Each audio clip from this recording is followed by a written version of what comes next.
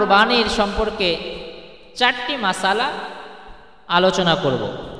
Number 1, কোরবানি কাকে বলে। নাম্বার 2, কোরবানি সঠিক হবে কিভাবে। নাম্বার 3, কোন কোন পুরুষ মহিলার উপর কোরবানি ওয়াজিব হয়। নাম্বার 4, কি পরিমাণ সম্পদের মালিক হলে কোরবানি ওয়াজিব হয়। এ সম্পর্কে আমরা বিস্তারিত আলোচনা করব ইনশাআল্লাহ। আসসালামু আলাইকুম ওয়া রাহমাতুল্লাহি ওয়া বারাকাতুহু। যে যেখান থেকে আজকে আমাদের এই অনুষ্ঠান দেখছেন সকলকে জানাই তাদরিস মিডিয়ার পক্ষ থেকে আন্তরিক অভিনন্দন ও শুভেচ্ছা। সম্মানিত দিনদার ভাই ও বোনেরা, আমাদের সামনে ঈদ উল আজহা সন্নিকটে। আর ঈদ উল আজহার সময় আল্লাহ তাআলার পক্ষ থেকে সবচাইতে প্রিয় একটি আমল হচ্ছে পশু কোরবানি করা। এই কোরবানি একটি ইবাদত, আর ইবাদত তখনই কবুল হবে যখন তার মধ্যে দুইটি জিনিস থাকবে। 1 নাম্বার ইখলাস, আল্লাহ তাআলার সন্তুষ্টি। 2 নাম্বার হচ্ছে শরীয়ত অনুযায়ী কোরবানি করতে হবে।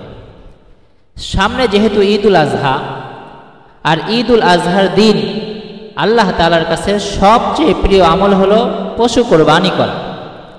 আর এই প্রিয় আমল করার ব্যাপারে আমাদের ইখলাস ঠিক থাকলেও শরীয়তের মাসালা না জানার কারণে মহান আল্লাহ তাআলার হুকুম পালনে আমাদের ত্রুটি হয়। যেমন একজন মুসলমান আল্লাহ তাআলার সন্তুষ্টির জন্য কোরবানির পশু ক্রয় করল, কিন্তু মাসআলা না জানার কারণে তার কোরবানি সহি হলো না।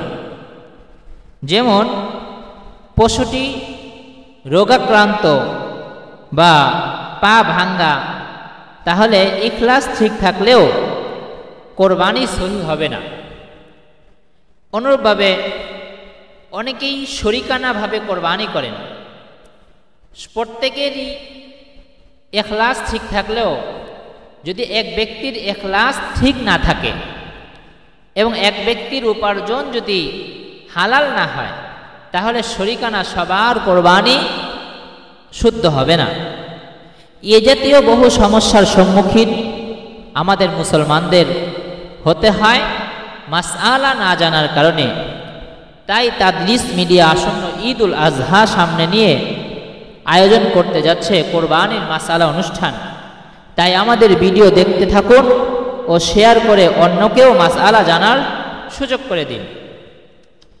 সম্মানিত দিনদার ভাই ও বোনেরা, আজকে আমরা কোরবানির মাসাইল সম্পর্কে আলোচনা করব।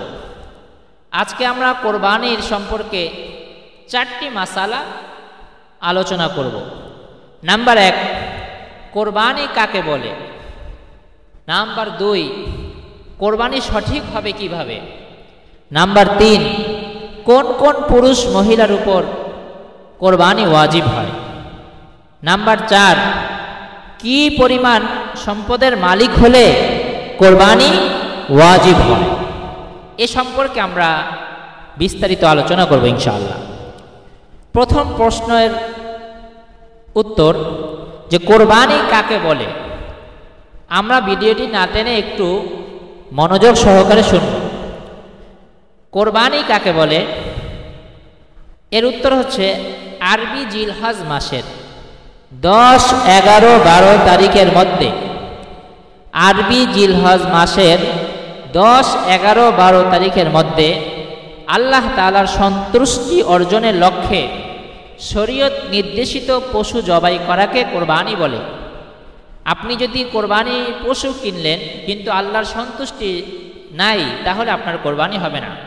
আবার আল্লাহর সন্তুষ্টি আছে, শরীয়ত নির্দেশিত পশু কিনলেন না, যেমন হাঁস, মুরগি অথবা হরিণ দ্বারা কোরবানি করলেন, এতেও আপনার কোরবানি হবে না।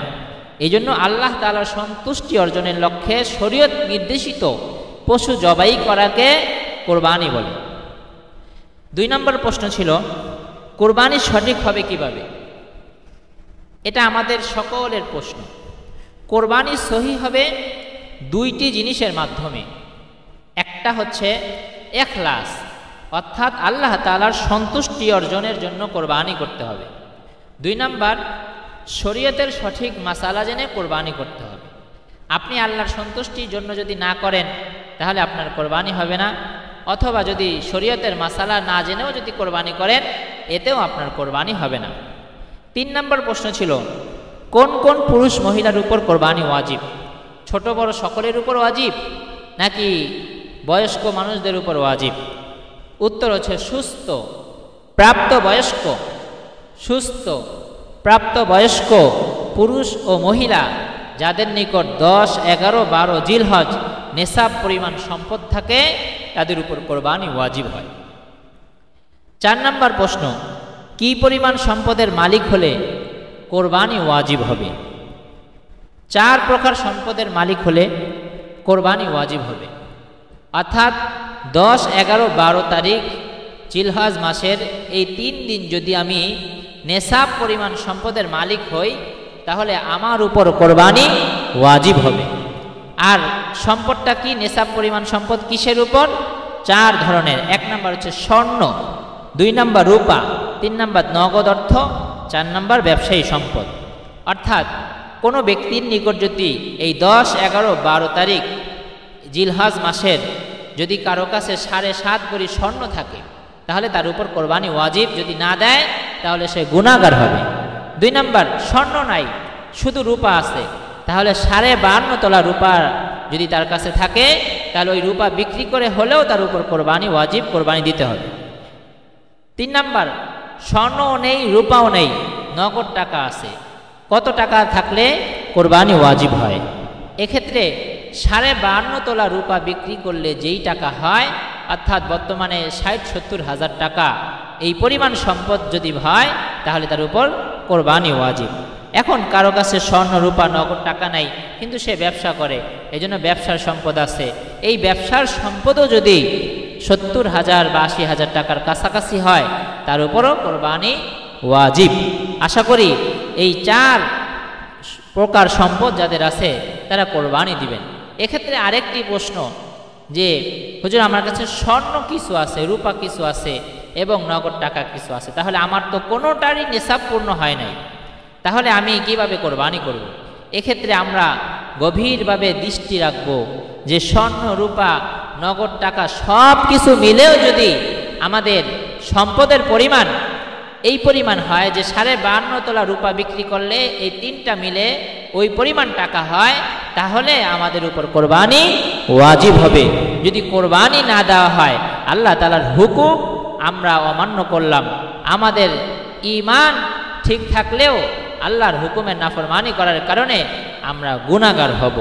এবং আরেকটি বিষয় যে যাকাতের নেসাব হচ্ছে বছর ঘুরতে হয়, কিন্তু এই কোরবানির নেসাব এটা বছর ঘুরতে হয় না। অর্থাৎ 10, 11, 12 তারিখ কেউ যদি উপহার, গিফট অথবা বেতন বোনাসও পায় যে 52.5 তোলা রূপা বিক্রি করলে যেই টাকা হবে সেই টাকার, তাহলে ওই দিন ওই 3 দিন যদি এই সম্পদের মালিক থাকে 70 বা 80 হাজার টাকার, তাহলে ওই 3 দিনের মধ্যে যে কোনো দিনই তার উপর কোরবানি ওয়াজিব, কোরবানি করতেই হবে। আল্লাহ তাআলা আমাদের সবাইকে সঠিক মাসালা জেনে কোরবানি করার তৌফিক দান করেন। আমিন। ওয়া আখির দাওয়ানা আনিল হামদুলিল্লাহি রাব্বিল আলামিন।